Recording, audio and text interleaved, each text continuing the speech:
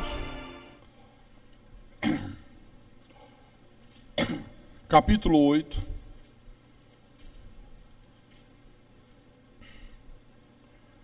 Vamos ler de novo do versículo 18 em diante. Vendo, porém, Simão, que pelo fato de impor os apóstolos as mãos, era concedido o Espírito Santo, ofereceu-lhes dinheiro, propondo: concedei-me também a mim este poder, para que aquele sobre quem eu impuser as mãos receba o Espírito Santo. Pedro, porém, lhe respondeu: o teu dinheiro seja contigo para a perdição, pois julgaste adquirir por meio dele o dom de Deus. Julgaste adquirir por meio dele o dom de Deus. Você vê, Simão não era convertido, irmãos. O cara batiza nas águas e logo em seguida se dirige a Pedro e diz: olha, quanto você quer para me dar o direito de ter esse poder que você tem aí? Eu pago por esse poder. Quanto é que você quer? Ofereceu o dinheiro e fez uma proposta. Ele queria pagar pelos dons do Espírito. Isto aqui é conhecido pelo pecado da simonia, o pecado do Simão. O que é o pecado da simonia, pastor?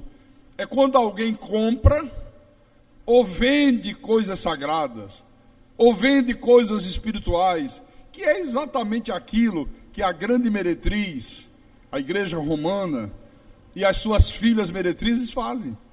É o pecado da simonia, irmãos. Nós estamos cansados de ver isso aí.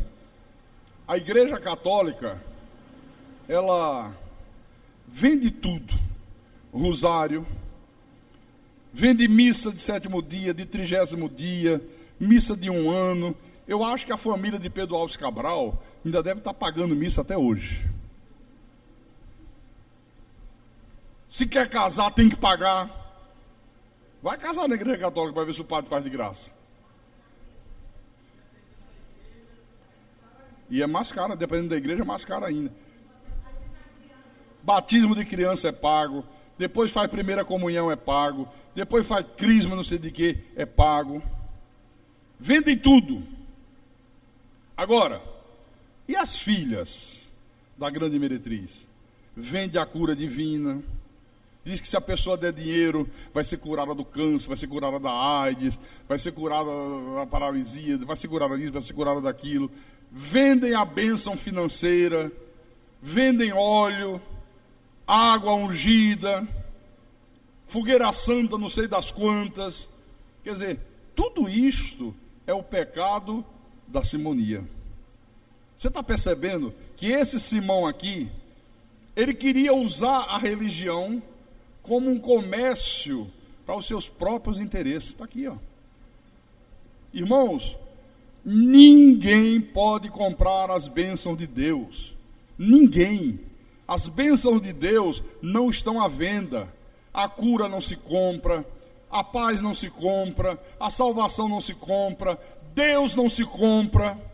Deus não pode ser controlado nem manipulado, nem pelo homem, nem por nenhum herege, nem por nenhum vagabundo espiritual. Mas não pode mesmo. Não tem como.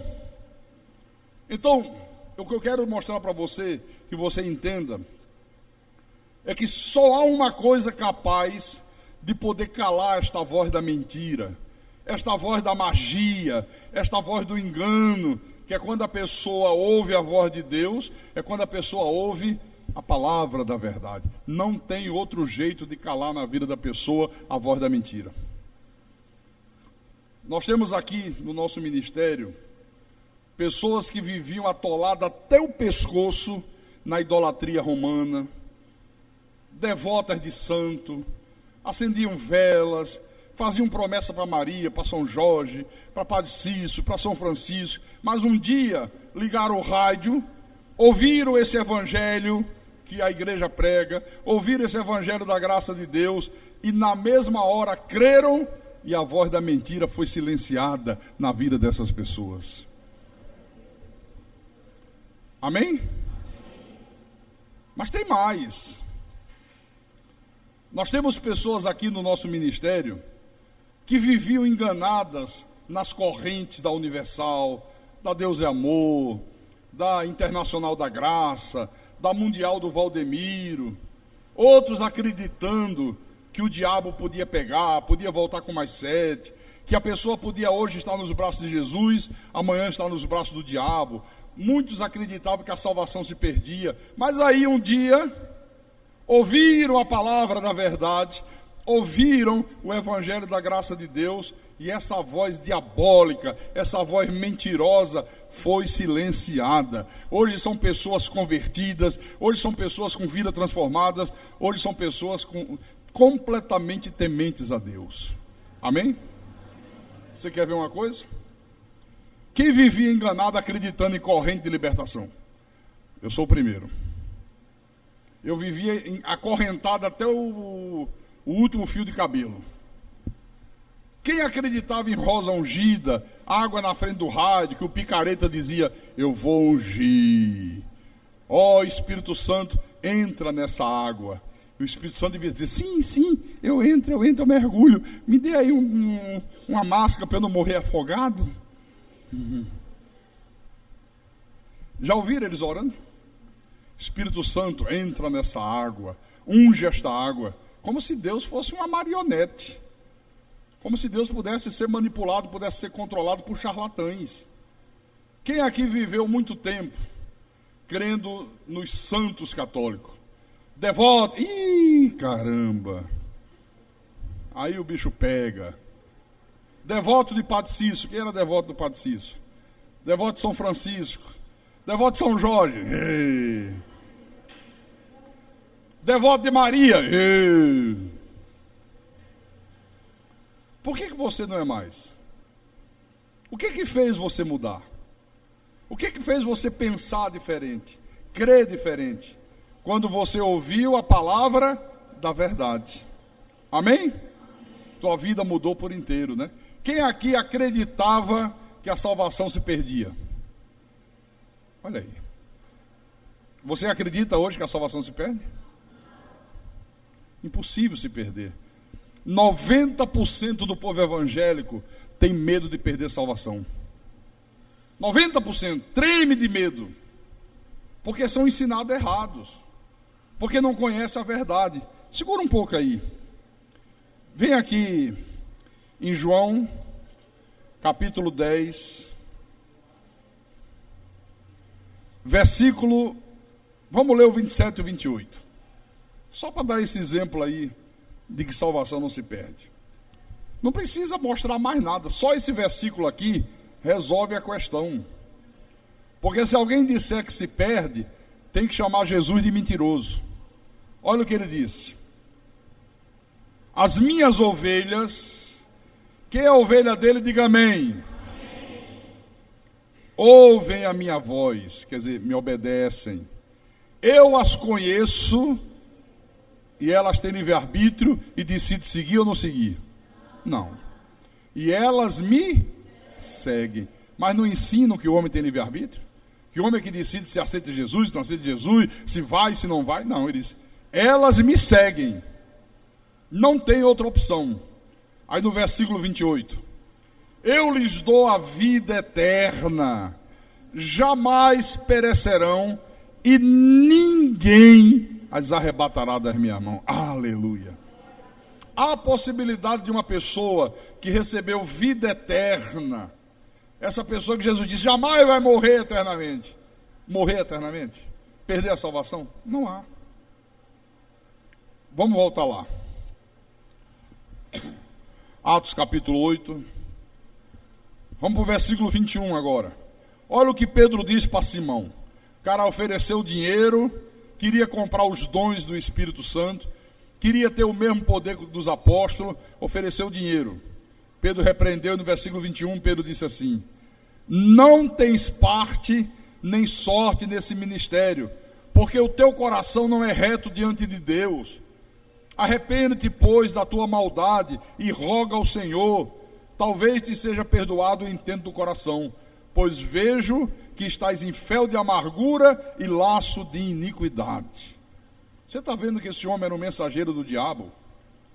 Se misturou ao povo de Deus, mas Pedro discerniu que o coração dele não era reto diante de Deus. Hoje, quando você diz assim, olha, aquela pessoa ali não tem nada a ver com Deus. Aí o povo evangélico diz assim, irmão, não pode julgar. Irmão, não julgue. Como não julgue? Se a palavra manda julgar. Provai os espíritos, se procede de Deus. Jesus disse, acautelai-vos dos falsos profetas, que se apresentam a vocês disfarçados em ovelha, mas por dentro são lobos roubados. Como é que você vai discernir se é um profeta verdadeiro ou se é um falso profeta fantasiado de ovelha? Julgando as atitudes, vendo os frutos, né? Mas hoje você não pode falar, não, irmão, não deve julgar, ele deve deixar na mão de Deus. Na mão de Deus coisa nenhuma, ele deve julgar mesmo e definir que não é de Deus. Olha que Pedro discerniu. O teu coração não é reto diante de Deus. Uma coisa é diante dos homens, outra coisa é diante de Deus. Diante de todo o povo de Samaria, diante dos homens, ele era o grande poder de Deus. Mas diante do Deus bendito, diante da palavra, ele era um mentiroso, era um charlatão, era um vagabundo espiritual.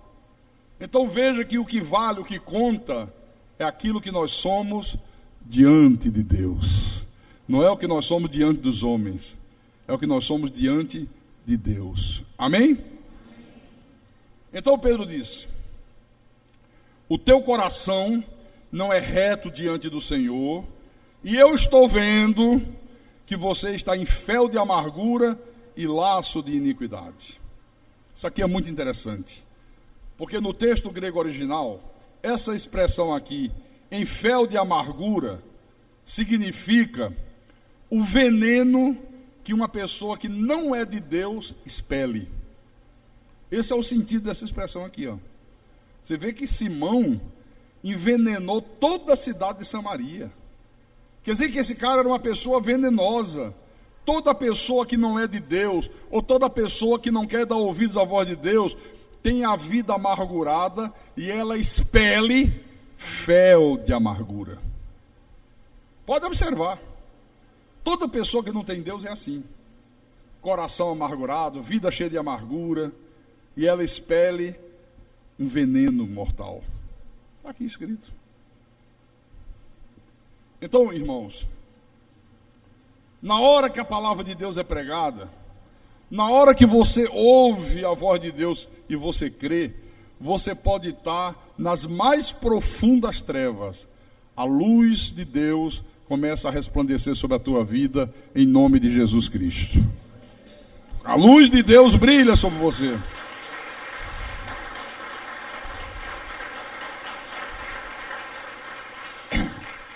Abra em Lucas capítulo 1. Lucas capítulo 1, versículos 78 e 79. Esse é o profeta Zacarias, está fazendo uma oração a Deus, o cântico de Zacarias. E ele diz, graças à entranhável misericórdia de nosso Deus, pela qual nos visitará o sol nascente das alturas, para alumiar os que jazem nas trevas e na sombra da morte, e dirigir os nossos pés pelo caminho da paz. Você sabe que o período mais escuro da noite é aquele período que vai das 2 horas da manhã até as 4 da manhã. Esse é o período mais escuro. Mas em compensação, é o período que precede o nascer do sol. É a hora mais escura da noite, entre 2 e 4 da manhã. Mas também é o período que precede o raiar de um novo dia, que precede o nascer da aurora. Então, um filho de Deus, ele pode estar nas mais densas trevas, mas quando ele ouve a palavra de Deus, quando ele ouve a palavra da verdade, ele crê, e a luz vai brilhando, brilhando, brilhando, até se tornar a sua vida um dia claro. Talvez nós tenhamos pessoas aqui nessa noite, ou aqui nesse culto, ou talvez pessoas que estejam ouvindo essa pregação através da Rádio Metropolitana, ou através da Rádio Weber, ou através de um CD, ou através de um DVD. Talvez nós tenhamos pessoas que estão vivendo num momento de profundas trevas, problemas no casamento, vício, problemas financeiros, doenças, a vida perturbada, andando nesse mundo sem rumo e sem direção. Talvez alguém que já andou na idolatria romana, já correu para fazer as correntes do diabo, já andou na umbanda, já foi no candomblé, gente que já bebeu fel de amargura, gente que já está com seus pés inchados de tanto andar em busca de luz e cada vez as trevas se tornam maiores. Talvez tenha alguém aqui assim. Esse pastor que vos fala, esse homem que vos fala, eu posso dizer para você, irmãos, olha, eu já andei numa noite de profundas trevas na minha vida espiritual. Mas trevas profundas. Eu sei quantos anos da minha vida eu passei iludido pelas imagens que tem boca, mas não fala, tem olhos, mas não enxergam, tem mãos, mas suas mãos não apalpam, tem pés, mas seus pés não andam. Eu sei quantos anos eu vivi da minha vida nas trevas das correntes de libertação, do falso evangelho. Eu me lambuzava de óleo, eu comia sal grosso, eu comia rosa ungida, sabe? Mas quanto mais eu fazia essas coisas, mais as trevas aumentavam. Os céus não se abriam nunca. Eu sei, eu posso falar disso, que eu já passei por isso.